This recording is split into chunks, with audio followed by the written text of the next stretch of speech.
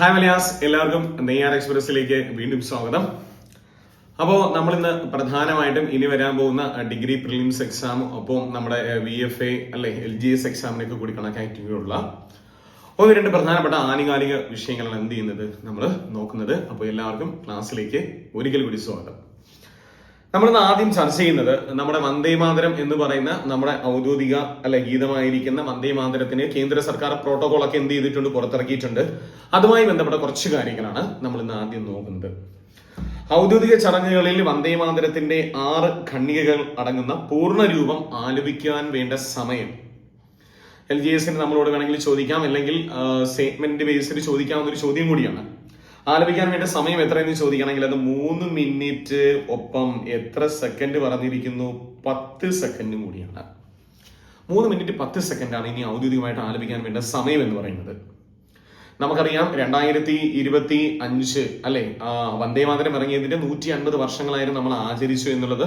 അതുമായി ബന്ധപ്പെട്ടായിരുന്നു നമ്മുടെ ഇപ്രാവശ്യത്തെ 2026 റിപ്പബ്ലിക് ദിന പരേഡിൽ വന്ദേമാതരത്തിന്റെ 150 വർഷങ്ങൾ എന്ന് പറയുന്ന ഒരു തീമിനായിരുന്നു നമ്മൾ എന്ത് ചെയ്യുന്നത്, പോയിരുന്നു. അപ്പൊ ഈ വന്ദേമാതരത്തെ സംബന്ധിച്ച് ഇപ്പൊ കേന്ദ്ര സർക്കാർ അതുമായി റിലേറ്റ് ചെയ്ത് പ്രോട്ടോകോൾ ഒക്കെ പുറത്തിറക്കി. അതെന്താണെന്ന് എന്ത് ചെയ്യാം, നമുക്കൊന്ന് നോക്കാം അല്ലെ. വന്ദേമാതരം കേൾപ്പിക്കുമ്പോഴോ ആലപിക്കുമ്പോഴോ സദസ്സിലുള്ളവർ എഴുന്നേറ്റ് നിന്ന് ആദരവ് പ്രകടിപ്പിക്കണം. ഇനി ദേശീയ ഗാനവും, അതായത് നമ്മുടെ ദേശീയ ഗാനം നമുക്കറിയാം ജനഗണമനയാണ്, ദേശീയ ഗീതമായിരിക്കുന്ന വന്ദേമാതരവും ഒരുമിച്ച് ആലപിക്കുന്ന അവസരങ്ങളിൽ വന്ദേമാതരത്തിന് മുൻഗണന നൽകണം എന്നവർ പറയുന്നുണ്ട്. അപ്പൊ ഔദ്യോഗിക ചടങ്ങുകളിൽ ദേശീയ ഗാനമായിരിക്കുന്ന നമ്മുടെ ജനഗണമന ആലപിക്കുന്നതിന് മുമ്പ് ആദ്യം എന്ത് ചെയ്യണം, ദേശീയ ഗീതമായിരിക്കുന്ന വന്ദേമാതരം ആലപിക്കണം എന്നാണ് എന്ത് ചെയ്യുന്നത് അവർ പറഞ്ഞിരിക്കുന്നു. ഇതിനകത്ത് പിന്നെ വാർത്താ ചിത്രങ്ങൾ, ഡോക്യുമെന്ററികൾ സിനിമകൾ എന്നിവയുടെ ഭാഗമായി വന്ദേമാതരം പ്ലേ ചെയ്യുമ്പോൾ എന്ത് ചെയ്യണം, എഴുന്നേറ്റ് നിൽക്കേണ്ടതില്ല എന്നുള്ളൊരു സ്റ്റേറ്റ്മെന്റ് അവിടെ പറഞ്ഞിരിക്കുകയാണ്. നമുക്കറിയാം, നമ്മൾ ഈ തിയേറ്ററിലൊക്കെ പോകുന്ന സമയത്ത് ദേശീയ ഗാനം ആലപിക്കാൻ വേണ്ടി ഒരു 20 സെക്കൻഡ് ഒക്കെ ചിലപ്പോൾ നമ്മൾ എഴുന്നേറ്റ് നിൽക്കുന്നുണ്ടായിരിക്കും. അങ്ങനെ എഴുന്നേറ്റ് നിൽക്കണമെന്നൊരു പ്രോട്ടോകോൾ ഒക്കെ ഉണ്ട്. അപ്പൊ ആ സമയങ്ങളിൽ ഇപ്പൊ വന്ദേമാതരം ഇങ്ങനെ ആലപിക്കുകയാണെങ്കിൽ അവിടെ എഴുന്നേറ്റ് നിൽക്കണ്ട എന്നുള്ളതായിരുന്നു എന്ത് ചെയ്യുന്നത്, വന്നിരിക്കുന്നു എന്നുള്ളത്. ഇനി രാഷ്ട്രപതിയുടെ രാഷ്ട്രപതിമാര് അല്ലെങ്കിൽ ഗവർണർമാരുടെ സന്ദർശനങ്ങൾ, പതാക ഉയർത്തുന്ന ചടങ്ങുകൾ എന്നിവയിൽ ഇത് നിർബന്ധമാക്കിയിരിക്കുന്നു എന്നാണ് പറഞ്ഞിരിക്കുന്നത്. പതാക ഉയർത്തുന്ന ചടങ്ങിൽ ഒരുപക്ഷെ നമ്മൾ ദേശീയ ഗാനമായിരിക്കും കൂടുതൽ എന്ത് ചെയ്തിട്ടുണ്ട്, ആലപിച്ചിട്ടുണ്ടായിരിക്കുക. ഇനി അതോടൊപ്പം എന്ത് ചെയ്യുക, വന്ദേമാതരവും നമ്മൾ ആലപിക്കണം. അത് കേന്ദ്ര സർക്കാർ എന്ത് ചെയ്തു, നിർബന്ധമാക്കിയിരിക്കുന്നു എന്നുള്ളതാണ് അല്ലെ. വന്ദേമാതരം നമുക്കറിയാം ബങ്കിം ചന്ദ്ര ചാറ്റർജിയാണ് ആനന്ദമഠം എന്ന് പറയുന്ന നോവലിലാണ് വന്ദേമാതരം എന്ന് പറയുന്ന ഒരു ഗാനം എന്ത് ചെയ്യുന്നത്, അദ്ദേഹം അവതരിപ്പിച്ചിരിക്കുന്നു എന്നുള്ളതാണ്. അത് ഇന്ത്യയുടെ നിലവിൽ നമുക്ക് ദേശീയ ഗീതം കൂടിയാണ്. സോ അതുമായി ബന്ധപ്പെട്ട കാര്യങ്ങൾ എന്ത് ചെയ്യുന്നു, അതിന്റെ പ്രോട്ടോകോള് കേന്ദ്ര സർക്കാർ പുറത്തുവിടിച്ചിരിക്കുന്നു. ഇതിന് നമുക്ക് സ്റ്റേറ്റ്മെന്റിലായിരിക്കും ഒരുപക്ഷെ എന്ത് ചെയ്യുക, ചോദ്യം വരിക എന്നുള്ളത്. ഇനി ഭരണഘടനയുടെ 51A സബ് ക്ലോസ് A അനുച്ഛേദ പ്രകാരം ദേശീയ ഗാനത്തിന് ലഭിക്കുന്ന അതേ ഔദ്യോഗിക പരിഗണന ദേശീയ ഗീതത്തിനും ഉറപ്പാക്കുകയാണ് ഇതിലൂടെ ലക്ഷ്യമിടുന്നു എന്നാണ് കേന്ദ്ര സർക്കാർ പറഞ്ഞിരിക്കുന്നത്. ഇപ്പോൾ ഞാൻ പറയുന്നു, നമുക്ക് നമ്മളോട് കൂടുതൽ ചോദിക്കാൻ ചാൻസ് കൂടുതൽ ആലപിക്കാൻ വേണ്ട സമയം തന്നെ ആയിരിക്കും 3 മിനിറ്റ് ഒപ്പം 10 സെക്കൻഡ്. ഒന്ന് നോക്കി വെച്ച് കൊടുക്കാം. അടുത്ത ചോദ്യത്തിലൂടെ നമുക്ക് മെല്ലെ പ്രവേശിക്കാം. അടുത്ത ചോദ്യം ഇതാ: 2028 വിക്ഷേപിക്കാൻ ലക്ഷ്യമിടുന്ന ഇന്ത്യയുടെ അഭിമാനകരമായിരിക്കുന്ന ചന്ദ്രയാൻ 4 ദൗത്യത്തിനായി ലാൻഡർ ഇറങ്ങാൻ സാധ്യതയുള്ള പ്രദേശമായി കണ്ടെത്തിയ സ്ഥലം ഏത് എന്നുള്ളതാണ്. നമുക്കറിയാം, നമ്മൾ ചന്ദ്രയാൻ 3 സൗത്ത് പോളിൽ ആദ്യമായിട്ട് ഒരു സോഫ്റ്റ് ലാൻഡിംഗ് നടത്തിയ ഒരു രാജ്യം കൂടിയാണ് ഇന്ത്യ എന്നുള്ളത്.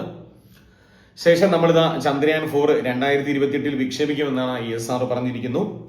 എവിടെ ഇറങ്ങണം എന്നുള്ളൊരു സ്ഥലം നമ്മൾ ഇപ്പോൾ തന്നെ നിശ്ചയിച്ചിട്ടുണ്ട്. അതിന് അവർ നൽകിയിരിക്കുന്ന പേര് മോൺസ് മൗണ്ടൻ എന്ന് പറയുന്ന പേരാണ്. അതായത് ചന്ദ്രന്റെ ദക്ഷിണ ധ്രുവ മേഖലയില് MM4 എന്ന് പറയുന്ന ഒരു സ്ഥലത്താണ് അവർ നിശ്ചയിച്ചിരിക്കുന്നത്. MM1 ഉണ്ട്, MM2 ഉണ്ട്, MM3 കണ്ടെത്തിയിട്ടുണ്ട്, MM4 അതിൽ എവിടെയാണ്, MM4ലാണ്. മോൺസ് മൗണ്ടൻ എന്ന് പറയുന്നതിന് മറ്റൊരു പേര് എന്താണ്, MM4 എന്നാണ്.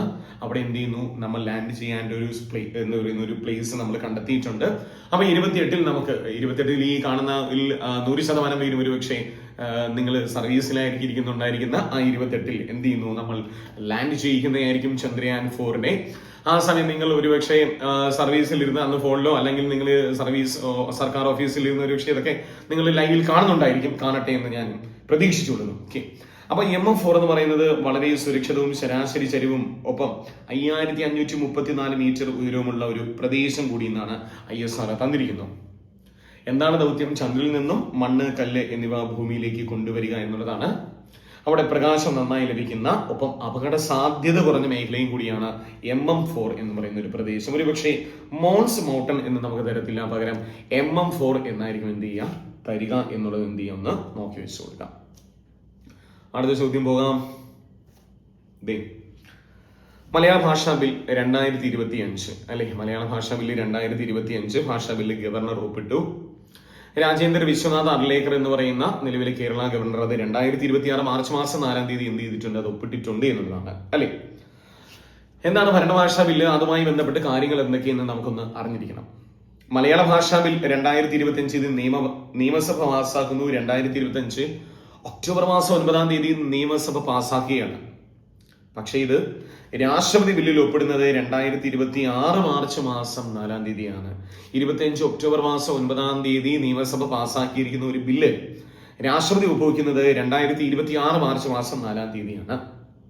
അതുമായി ബന്ധപ്പെട്ട് എന്തൊക്കെയാണ് നമുക്ക് നോക്കാം. ഒന്ന്, കേരളത്തിലെ എല്ലാ സർക്കാർ എയ്ഡഡ് സ്കൂളുകളിലും 10-ാം തരം വരെ നിർബന്ധിത 1-ാം ഭാഷയായി മലയാളവും ഒപ്പം മറ്റു ഭാഷകൾ മാതൃഭാഷയായിട്ടുള്ള വിദ്യാർത്ഥികൾക്ക് മലയാളം കൂടി പഠിക്കുവാൻ എന്ത് ചെയ്യുന്നു, അവസരം നൽകും എന്നുള്ളതാണ്.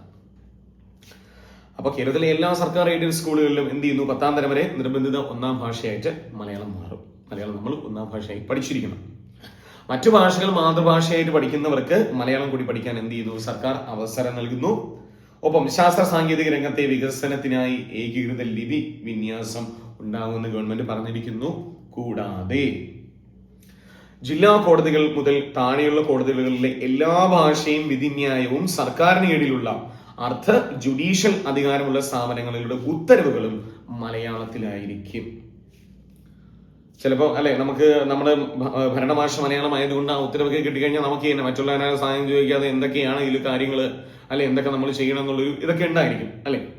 അപ്പൊ ജില്ലാ കോടതികൾ മുതൽ താഴെയുള്ള കോടതികളിലെ ഭാഷയും വിധിന്യായവും സർക്കാരിന് കീഴിലുള്ള അർദ്ധ ജുഡീഷ്യൽ അധികാരത്തിലുള്ള സ്ഥാപനങ്ങളുടെ ഉത്തരവുകൾ എന്ത് ചെയ്യും, മലയാളത്തിൽ കിട്ടും. ഇനി സർക്കാർ സ്വയംഭരണ സഹകരണ സ്ഥാപനങ്ങളുടെ ബോർഡുകളും ഒപ്പം ഉദ്യോഗ പേരുകളും വാഹന ബോർഡുകളും മലയാളത്തിലാകും എന്നുള്ളതാണ്. ഇതെല്ലാം വാഹനത്തിന്റെ ബോർഡുകളല്ലേ, ഗവൺമെന്റ് ഓഫ് കേരള എന്ന് അല്ലെ എന്നുള്ള ഇംഗ്ലീഷ് ബോർഡൊക്കെ ഇനി മാറി കേരള സർക്കാർ എന്നുള്ള ബോർഡ്. നിങ്ങളൊക്കെ ഇനിയിപ്പം എന്താ പറയുന്ന സർവീസിൽ കയറുന്ന ഒരു സമയത്ത് അങ്ങനെ ബോർഡൊക്കെ ആയിരിക്കും നിങ്ങൾക്ക് കൂടുതൽ യൂസ് ചെയ്യേണ്ടി വരിക. മലയാളം ബോർഡുകളായിരിക്കും നിങ്ങൾക്ക് യൂസ് ചെയ്യേണ്ടി വരിക. ഒപ്പം സർക്കാർ വെബ്സൈറ്റുകളിലും മലയാളം കൂടി തിരഞ്ഞെടുക്കാൻ കാണും എന്നുള്ളതും സർക്കാർ പറഞ്ഞിരിക്കുന്നു. കൂടാതെ സർവകലാശാല പാഠ്യക്രമങ്ങളിൽ മലയാളം ഒരു പേപ്പറായി പരിഗണിക്കും എന്നുള്ളതാണ് പറഞ്ഞിരിക്കുന്നു. പാഠ്യക്രമങ്ങളിൽ എല്ലാത്തിലും മലയാളം ഒരു പേപ്പറായിട്ട് പരിഗണിക്കണമെന്ന് പറഞ്ഞിരിക്കുന്നു. നമ്മളോട് ചോദിക്കും എന്നാണ് ഗവർണർ എന്ന് ഒപ്പുവെച്ചു എന്ന് ചോദിച്ചാൽ അത് 2026 മാർച്ച് മാസം 4-ാം തീയതിയാണ് മലയാള ഭാഷാ ബില്ല് ഗവർണർ ഒപ്പുവെക്കുന്നത്. നോക്കി വെച്ചുകൊടുക്കുക. അടുത്തതിലൂടെ നമുക്ക് പ്രവേശിക്കാം. നോക്കിക്കോ, ഭരണഘടനയിലും ഔദ്യോഗിക രേഖകളിലും കേരള എന്ന പേര് മാറ്റി കേരളം എന്നാക്കി ആര്, കേന്ദ്ര സർക്കാർ ആയിട്ടുണ്ട്. അതിന് കേന്ദ്രസഭ എന്ന് അംഗീകാരം നൽകിയെന്ന് ചോദിച്ചാൽ അത് 2026 ഫെബ്രുവരി മാസം 24-ാം തീയതിയാണ് അല്ലെ. ഇത് അംഗീകാരം നൽകിയപ്പോഴാണ് നമ്മൾ അറിയുന്നത്. ആക്ച്വലി നമ്മളപ്പം ഇതുവരെയും പറഞ്ഞുകൊണ്ടിരുന്നത് കേരളം എന്നല്ല അല്ലെ, കേരള എന്നായിരുന്നു എന്നുള്ളത് അല്ലെ. നമ്മളിപ്പോഴും കേരളം അപ്പോഴും കേരളം എന്ന് തന്നെയാണ്. പക്ഷെ ഭരണഘടനയിലും ഔദ്യോഗിക രേഖകളിലും കേരള എന്നുള്ളത് മാറ്റി നമ്മൾ എന്താക്കി, കേരളം എന്നാക്കി. പക്ഷെ അതിനേക്കാൾ കൂടുതൽ ചോദിക്കുക ഇതെന്നാണ് കേന്ദ്ര മന്ത്രിസഭ അംഗീകരിച്ചു എന്ന് ചോദിച്ചാൽ അത് 2026 ഫെബ്രുവരി മാസം 24-ാം തീയതി കേന്ദ്ര മന്ത്രിസഭ ഇത് എന്ത് ചെയ്തു, അംഗീകരിച്ചു എന്നുള്ളതാണ്.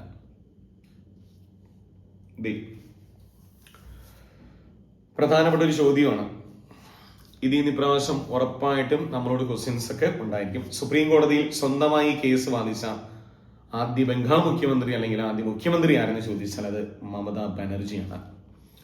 എന്തിനായിരുന്നു മമതാ ബാനർജി സുപ്രീം കോടതിയിൽ കേസ് വാദിച്ചു എന്നുള്ളതായിരുന്നു. ഇന്ത്യൻ തെരഞ്ഞെടുപ്പ് കമ്മീഷൻ സംസ്ഥാനങ്ങളിൽ നടപ്പിലാക്കുന്ന വോട്ടർ പട്ടികയുടെ പ്രത്യേക തീവ്ര പരിഷ്കരണം, അതായത് നമ്മുടെ SIR ചോദ്യം ചെയ്യുന്ന ഹർജികൾ സുപ്രീം കോടതി പരിഗണിക്കുകയാണ്. അതുമായി ബന്ധപ്പെട്ട് എന്ത് ചെയ്യുന്നു, മമതാ ബാനർജി സുപ്രീം കോടതിയിൽ സ്വന്തമായി കേസ് വാദിക്കുന്നു. എന്താണ് SIR എന്ന് നമ്മൾ അറിഞ്ഞിരിക്കണം. അതിന്റെ 1-2 കാര്യങ്ങൾ അറിഞ്ഞിരിക്കണം. നടപ്പിലാക്കിയ കേരളത്തിലെ ആദ്യ ജില്ല ഏത് എന്ന് വരെ നമുക്ക് അറിഞ്ഞിരിക്കേണ്ടതുണ്ട്. ആദ്യം SIR എന്ന് പറയുന്നത് ഒരുപക്ഷെ നമുക്ക് പൂർണ്ണ രൂപം എന്ത് ചെയ്യാം, PS നമ്മളോട് ചോദിക്കാം അല്ലെ. സ്പെഷ്യൽ ഇന്റൻസീവ് റിവിഷൻ എന്ന് പറയുന്നതാണ് SIR എന്ന് പറയുന്നത്. അത് 2022 വോട്ടർ പട്ടികയെ അടിസ്ഥാനമാക്കിയാണ് SIR നടത്തുന്നു എന്ന് പറഞ്ഞിരിക്കുന്നു. പുതിയ പേരുകൾ ഇടയ്ക്ക് കൂട്ടിച്ചേർക്കാറുണ്ടെങ്കിലും മരണമടഞ്ഞവർ വരെ പഴയ പട്ടികയിൽ തുടരുന്നതായിട്ട് എന്ത് ചെയ്യുന്നു, കേന്ദ്ര സർക്കാർ റിപ്പോർട്ടിൽ കാണാമെന്ന് പറഞ്ഞിരിക്കുന്നു. ഒന്നിലേറെ സ്ഥലങ്ങളിൽ വോട്ടുണ്ടാവുന്നതും പലപ്പോഴും വിവാദമാകാറുണ്ട്. ഒരു വ്യക്തിക്ക് തന്നെ ഒന്നിലേറെ സ്ഥലങ്ങളിൽ വോട്ടുണ്ടെന്നും വിവാദമാകാറുണ്ട്. അത്തരം അപാധകളെല്ലാം പരിഹരിച്ച് പട്ടിക ശുദ്ധീകരിക്കുവാൻ SIR-ിലൂടെ തെരഞ്ഞെടുപ്പ് കമ്മീഷൻ എന്ത് ചെയ്യുന്നു, ലക്ഷ്യമിടുന്നു എന്നതാണ് SIR കൊണ്ട് ഉദ്ദേശിക്കുന്നത് അല്ലെ. ചിലപ്പോഴൊക്കെ നമ്മൾ കോമഡിയിലൊക്കെ കേട്ടില്ല, മരിച്ചവർ വരെ വോട്ട് ചെയ്തിട്ട് പോകുന്നു എന്നൊക്കെ നമ്മൾ കേട്ടിട്ടുണ്ടായിരിക്കും. സോ ഇനി വരുന്ന സ്പെഷ്യൽ ഇന്റൻസീവ് റിവിഷൻ പ്രകാരം തീർച്ചയായിട്ടും ആ വോട്ട് എന്ത് ചെയ്യുന്നത്, ക്രമീകരിച്ചിട്ടുണ്ട്. ആർക്കൊക്കെ വോട്ട് എവിടെയൊക്കെ ഉണ്ട്, അവർ ഒന്നിൽ കൂടുതൽ ബൂത്തുകളിൽ വോട്ടുണ്ടോ ഇല്ലേ എന്നുള്ളതൊക്കെയാണ് ഇതിനകത്ത് വന്നിരിക്കുന്നത് എന്നുള്ളതാണ്.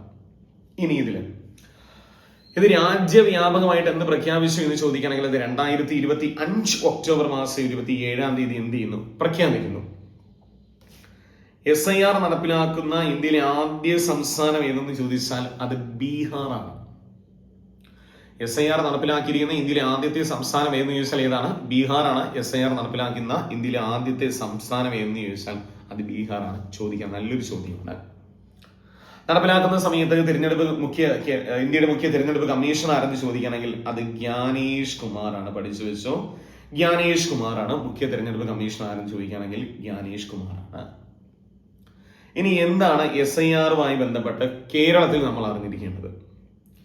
സ്പെഷ്യൽ ഇന്റൻസീവ് റിവിഷൻ സംബന്ധിച്ച എല്ലാ നടപടികളും പൂർത്തിയാക്കിയ കേരളത്തിലെ ആദ്യ നിയമസഭാ മണ്ഡലം LGS-ന് ചോദിക്കാം, VFAക്ക് ചോദിക്കാം, പഠിച്ചു വെച്ചോ, കുട്ടനാടാണ്. SIR നടപടി പൂർത്തീകരിച്ച കേരളത്തിലെ ആദ്യ നിയമസഭാ മണ്ഡലം എവിടെയാണ്? കുട്ടനാട്. കുട്ടനാട് നമുക്കറിയാം ഏത് ജില്ലയിലാണ്? ആലപ്പുഴ. അതേ ആലപ്പുഴയെ നമുക്ക് ഇങ്ങോട്ട് എടുക്കാം. SIR സംബന്ധിച്ച എല്ലാ നടപടികളും പൂർത്തിയാക്കിയ കേരളത്തിലെ ആദ്യ ജില്ല എന്ന് ചോദിച്ചാൽ ഏതാണ്? അത് ആലപ്പുഴയാണ്. ഈ 2 ചോദ്യങ്ങൾ നമ്മൾ പഠിച്ചു വെച്ചു കൊടുക്കുക.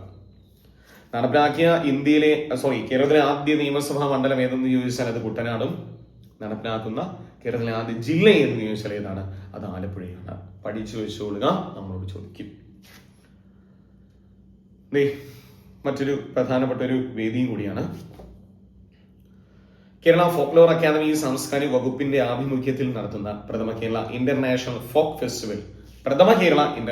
അതായത് ആദ്യമായിട്ട് നമ്മൾ ഒരു ഫോക്ക് ഫെസ്റ്റിവൽ നടത്തിയിരുന്നു. അത് വേദി എവിടെയെന്ന് ചോദിക്കുകയാണെങ്കിൽ എവിടെയാണ്? തിരുവനന്തപുരം ജില്ലയിലെ തൈക്കാടാണ് വേദി. തിരുവനന്തപുരം ജില്ലയിലെ തൈക്കാട്. 2026 ഫെബ്രുവരി മാസം 5 മുതൽ 9-ാം തീയതി വരെ നടന്നു എന്നുള്ളതും ഉദ്ഘാടനം ആരായിരുന്നു? പിണറായി വിജയൻ. കേരള മുഖ്യമന്ത്രിയായിരിക്കുന്ന പിണറായി വിജയൻ ഉദ്ഘാടനം ചെയ്തു. അതിലൊരു പ്രത്യേകത എന്ന് പറയുന്നത് നോക്കൂ, Egypt, Africa, Latin America, Europe, Russia, Ghana, China, Spain, Brazil തുടങ്ങിയ രാജ്യങ്ങളിൽ നിന്നുമുള്ള കലാകാരന്മാർ വരെ പങ്കെടുത്തു എന്നുള്ളതായിരുന്നു. അല്ലെ, നമുക്കറിയാം കേരള ഫോക്ലോർ അക്കാദമി 1995 നാടൻ കലകളെ സംരക്ഷിക്കുവാനും അതിനു വേണ്ടിയിട്ടുള്ള പ്രചോദനത്തിനാണ് നമ്മൾ കേരള ഫോക്ലോർ അക്കാദമി കൊണ്ടുവരുന്നു. ആ കേരള ഫോക്ലോർ അക്കാദമിയുമായിട്ട് സംബന്ധിച്ച് നമ്മൾ ആദ്യമായിട്ടൊരു പ്രഥമ കേരള ഇന്റർനാഷണൽ ഫോക്ക് ഫെസ്റ്റിവൽ എന്ത് ചെയ്യുന്നു? 2026 നടത്തി. വേദി തിരുവനന്തപുരമാണ് കേട്ടോ. തിരുവനന്തപുരം, നമ്മുടെ തിരുവനന്തപുരമാണ് വേദിയായിട്ട് വന്നിരിക്കുന്നു. തിരുവനന്തപുരത്ത് എവിടെയെന്ന് ചോദിക്കണമെങ്കിൽ അത് തൈക്കാടാണ്. സോ കേരള മുഖ്യമന്ത്രിയായിരിക്കുന്ന പിണറായി വിജയൻ അത് ഉദ്ഘാടനം ചെയ്തു എന്നുള്ളതൊക്കെയായിരുന്നു. നിലവിൽ ആരാണ് കേരള ഫോക്ലോർ അക്കാദമിയുടെ നിലവിലെ ചെയർമാൻ ആരാ? ഒന്ന് കമന്റ് ചെയ്തേക്ക് കേട്ടോ. നിലവിൽ കേരള ഫോക്ലോർ അക്കാദമി ചെയർമാൻ എന്ത് ചെയ്യാം? ഒന്ന് കമന്റ് ചെയ്യുക. അടുത്തൊരു ചോദ്യത്തിലൂടെ നമുക്ക് വല്ല പ്രവേശിക്കാം.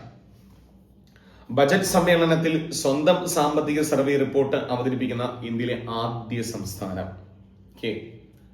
ബജറ്റ് സമ്മേളനത്തിൽ സ്വന്തം സാമ്പത്തിക സർവേ റിപ്പോർട്ട് അവതരിപ്പിക്കുന്ന ഇന്ത്യയിലെ ആദ്യ സംസ്ഥാനം ഏതെന്ന് ചോദിച്ചാൽ അത് ഉത്തർപ്രദേശാണ്. ഇനി 100% ഇൻഷുറൻസ് പരിരക്ഷ കൈവശം നേടിയ